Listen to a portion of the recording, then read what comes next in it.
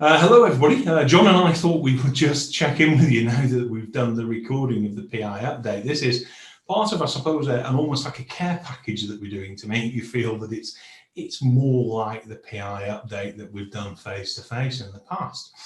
And it occurred to me and to John as well that one of the things that might be helpful is if we just kind of give you an insight into what we've taken away from the course now that we've both gone through it and heard each other talking about it.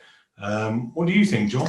Yeah, it's been really interesting to go through, as it always is the first time. Of course, normally we'll do the first day, then we'll do another day, and you gradually, you pick the information up. Had to really focus on this very much, with it being one run through and some really useful stuff.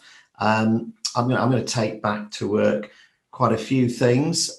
Really enjoyed the update on EL, because we've got the latest on the way the Enterprise Act actually works, and that's an issue for all of us in firms doing that kind of work, and some really good stuff on costs, and particularly cost budgeting.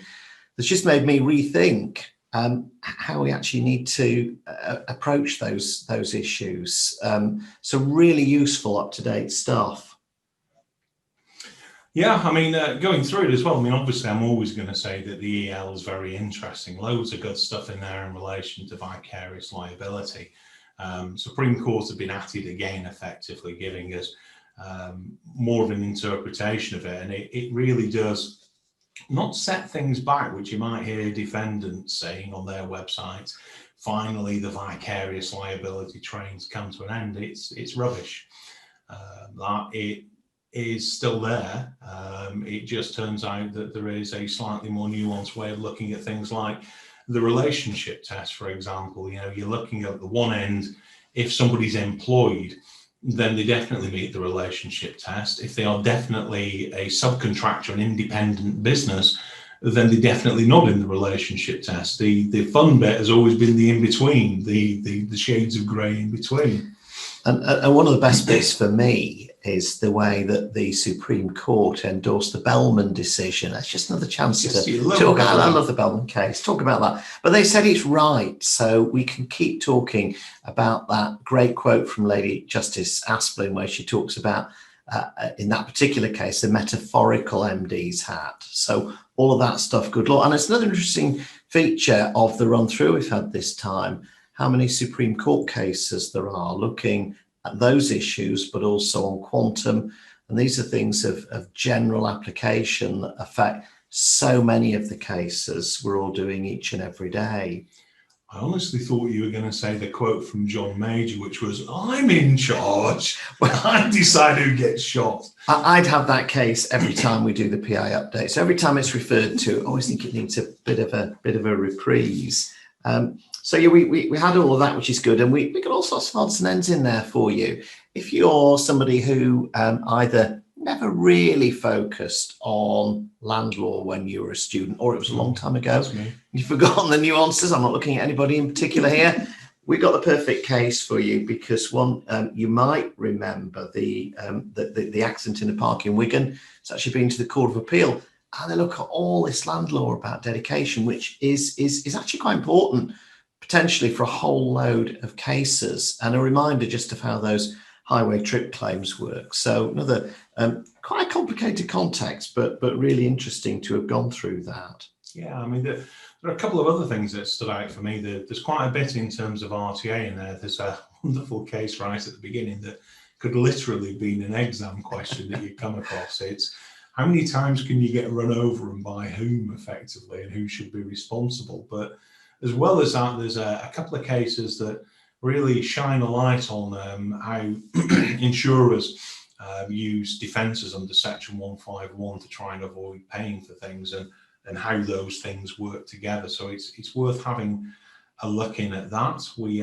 obviously touch on a CPR update, don't we, John? And yeah. We are looking at that, as well as measures that have happened and measures that are coming forward, looking at some of the COVID measures. And obviously, I think the thing to say about the COVID measures at the minute is they do come to an end at the end of October, certainly in terms of extensions that you can agree amongst yourselves. But If you were a betting man or lady, then you may well say it's probably going to be extended, or it may well have to come back in if there is a second wave. So it looks forward a bit as well. That's what I felt like after going through it. And those rules are obviously very important for the situation we're dealing with at the moment, but we've also got a raft of procedure cases on some very interesting topics. And just, having just taught those through, I was really thinking about cases I'm running at the minute, or cases colleagues have asked me about, and issues like expert evidence. You're at the CMC. What are the arguments you need to deploy to get expert evidence in? Really good case looking at that in the context of life expectancy experts, but of general application. And the big issue at the moment, you may have seen this, is the covert recording of meetings by claimants. And we've got the latest case on that, and an update on how we're going to deal with that going forward. And again, I was just talking about that, thinking when I get back, I've really got to sort out this arrangements on a case I'm doing at the moment. So loads of topical stuff, quite remarkable, really, how much PI law is being generated during this time, but it is, and we've got to keep up to date with that. Yeah, I suppose the final thing to say is that we do touch on some legislative updates as well in relation to fatal accidents. I mean, you probably feel exactly the same way I do, John, that yes, it's welcome that they've made those changes, but there's an awful lot still to be done, a long way to go. And like many other things at the minute, we're looking north of the border for how things are perhaps done a little bit better.